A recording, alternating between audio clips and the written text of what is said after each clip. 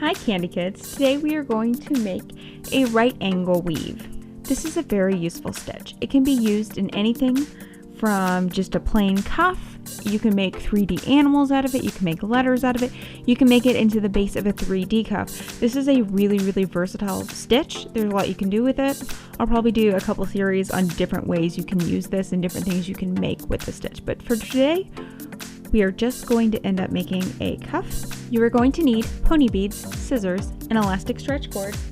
I am just under 20,000 subscribers, so if you could hit that subscribe button, I would greatly appreciate it. Thanks so much. So let's get started.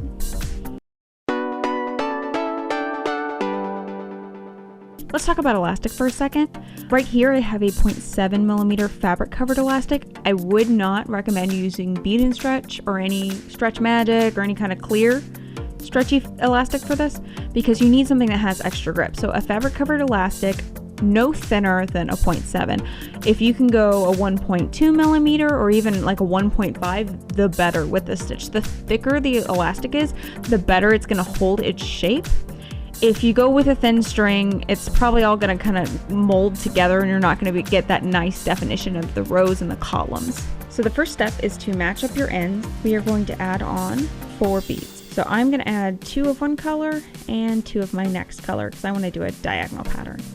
So on this last bead, this blue here, we're going to add it on and we're actually going to crisscross through this bead. So this whole cuff is made with nothing but a series of like loops. So the first segment, you're going to be crisscrossing through one of your beads while you add them on. And for the second part, when you go up to the second row of this cuff, you're going to take one string and you're basically looping around the whole time. So we have our nice beads here. What I'm going to do is take our top string. I'm going to add on a blue on one side. I'm going to add a yellow to that same side. And I'm going to set it there for a second. I'm not going to let it go all the way down. I'm going to add another yellow to the bottom string. Let that go all the way down. So this yellow here, we're going to crisscross through that one. So we've added on 3 beads and we've strung through the middle one. So you get something that looks like this. And you can see how we have these cross sections. And this is the basis for the whole cuff. We're looking for this crosshair section. So we're going to continue to do this for the whole strand until you get to the length that you want your bracelet to be. And then I will meet back up with you. Okay, so when you've gotten to the point where your bracelet is long enough, we need to connect it over here. So the way we are going to do that is we got to make sure that we finish the pattern. So the next bead in my pattern is going to be a yellow on the top, and then it would be 2 red beads. So instead of adding 1 red bead on this side, we're going to use the red bead from the beginning. We are going to add 1 red bead to this side. And then let them go together. You can see this is going to finish off that pattern like so. So I'm going to tie it off here. So this is the very basics here. So what I like to do is I will take 1 string and I will go down one side and I'll put the other string on the other side of the cuff. So I can do like 1 row with the one side, and then maybe if I want this to be really tall, I'll only work with one side of the string to build out the rest. And that way we don't waste a bunch of string or anything like that. You can see we are now coming out of one of these beads here. What we're going to do is we're going to add on 3 beads. We're going to string through. So to continue this pattern, I put on a red bead and 2 blue beads. So we string through here. And you can see this is continued this blue diagonal pattern here. So what we're going to do is we're going to string through all of these beads and then into this blue bead. So around and down. And the reason that we did this is because this bead and this bead, these 2 are 2 of that next loop. So all we're going to have to add on here is a yellow, 2 yellow beads, because we've already got the 2 blue beads. So add these on, we string down through this blue bead and we string into this blue bead. So this is where it gets tricky, and this is important. When we go to start the next loop, we do not go across to this bead like we did previously. And the reason for that is if you went this way, you would have a straight line through here and you wouldn't have a loop as far as the strings go. So we want to keep that nice loop pattern that you can see here in here. There's no straight lines that are going through here.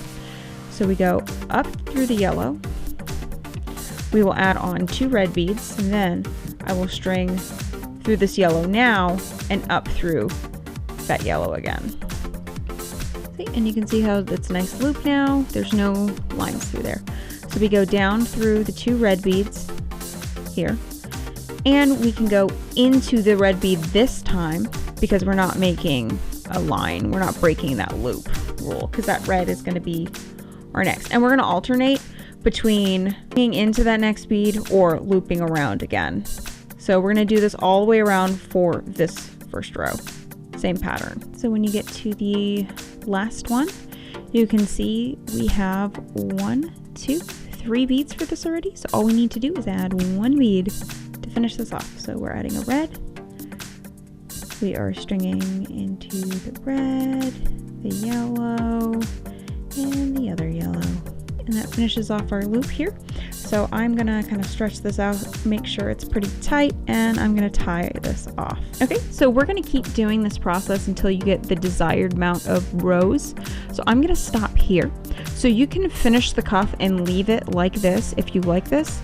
I'm going to show you how to make a really nice finished edge, which will keep this nice cross pattern, because sometimes it can get a little messed up, but if you put these finishing touches on the top and bottom, it'll keep the shape a little bit better. It makes it more sturdier as far as a cuff goes, and it makes it perfect to start building a 3D off of. So what we're going to do is we're just going to add on a bead, since we're already coming out of this red one, going into the yellow one. And we're just going to add a bead in these gaps all the way around this cuff. You can see how it's starting to fill in these gaps.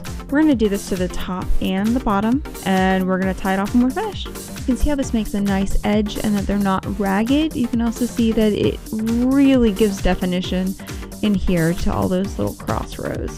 So I hope you guys liked this tutorial. If you have any questions, leave a comment below.